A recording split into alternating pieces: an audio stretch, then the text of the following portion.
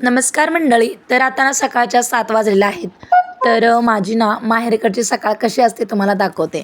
तर इथे दादा ना सकाळी ना इथे बघा पहाटेच म्हणजे लवकर उठल्यामुळे ना सगळी कामं लवकरच होतात. तर अगोदर ना गुरांच्या पायातलं शेण घाण वगैरे काढून घेतलं दादांनी आणि नंतर पाणी पाजून आणि वैरण टाकलं.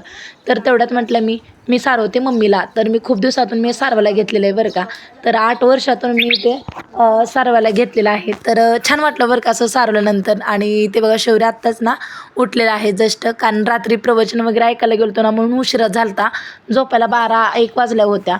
तर नंतर इथे बघा तुम्हाला दाखवते की मी सकाळचं वातावरण ना मळ्यातलं किती छान आणि शांतमय वातावरण आहे. तर इथे बघा रुद्र ना तो स्वतःच बघा गाडीवरती चेअर ठेवून बसायचं उतरायचं ते चालू होतं. आणि नंतर इथे बहिणीने आमच्यासाठी चहा आणि नाश्ता बनवला होता. तर तेच इथं आम्ही ना मी पण आता जस्ट आंघोळ केले आणि चहा प्यायचं आमचं इथं चालू आहे.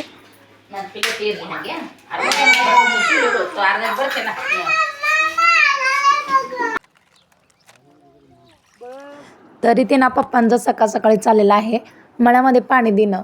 तर ऊस आहे आणि त्याच्यामध्येच ना गुरांसाठी ना वैरण केलेलं आहे, की मका लावलेला आहे, भरपूर सारी कणस आलेले आहेत.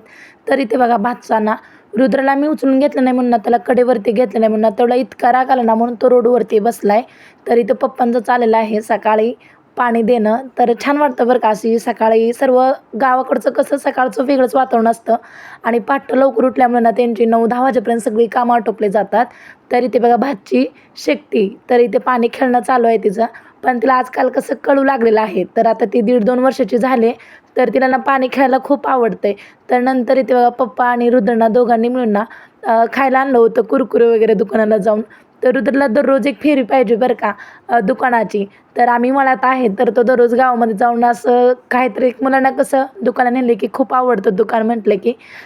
आजचा माझा ना माहेरकडचं रुटीन तुम्हाला कसं वाटलं नक्कीच कमेंट बॉक्समध्ये सांगा. व्हिडिओ आवडल्यास लाईक शेअर